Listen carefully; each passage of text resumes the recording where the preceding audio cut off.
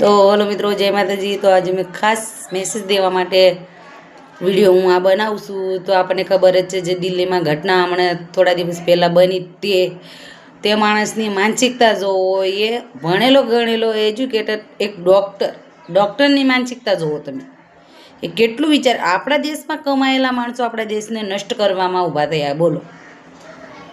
તો આપણે ગમે ત્યાં પબ્લિક પ્લેસ પર જઈએ, જ્યાં ભીડભાડવાળી જગ્યાએ જઈએ, તો આપણે પણ ખાસ ધ્યાન રાખવાનું છે। આપણે પણ ધ્યાન રાખવાનું છે। સરકાર ગવર્મેન્ટ તો ધ્યાન રાખી જ રહી છે, પણ આપણે પણ આ સમયમાં ઘણી બધી જગ્યાએ અમદાવાદમાં એ લોકો અમદાવાદમાં રહી ગયેલા છે 2-3 મહિના પહેલાં રેકિંગ કરેલી, એવું બધું બહાર આવ્યું છે પૂછતાછમાં। એવું બધું સમાચાર તો બધા જોતા જ હોય, તમે પણ જોયા હશે।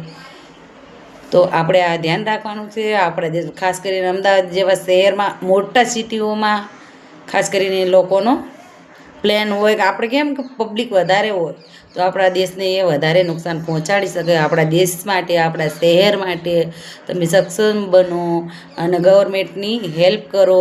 ક્યાંય પણ તમને જો ક્યાંય પણ તમને જો શંકાસ્પદ માણસ મળે તો તમારે સરકારને જાણ કરવાની છે।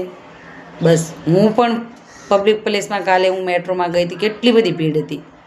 ત્યાં ગવર્મેન્ટ બહુ ધ્યાન આપે છે, મને ગવર્મેન્ટ અત્યારે ખૂબ જ ધ્યાન આપી રહી છે। મેટ્રો સ્ટેશન પર પહેલાં પણ હું સફર કરી એવી મેટ્રોમાં, પણ પહેલાં એટલી બધી સિક્યોરિટી, આટલું બધું તપાસવાનું, બેગ ચેક કરવાનું એવું પહેલાં નહોતું, પણ અત્યારે એ લોકો ખાસ ધ્યાન આપે છે। અને મારા ગવર્મેન્ટને પણ એટલું કહેવું છે, પણ તમે કોઈ હાદસો બની જાય ત્યારે એટલા બધા એક્ટિવ ના બનો, પહેલેથી જ તમે આટલું બધું એક્ટિવ રહ્યો કે એમને મોકો જ ના મળે કે એ લોકો આટલું બધું કરી જાય પછી આપણે એક્ટિવ રહેવી, પછી આપણે બધા પ્લાનો બનાવી, પછી ઓપરેશન સિંદૂર કરીએ, એ બધો કોઈ મતલબ નથી।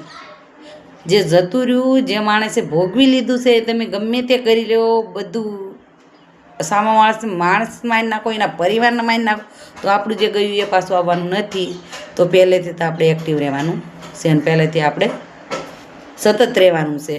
બસ મારું એટલું જ કહેવું હતું। જય માતાજી, જય હિન્દ।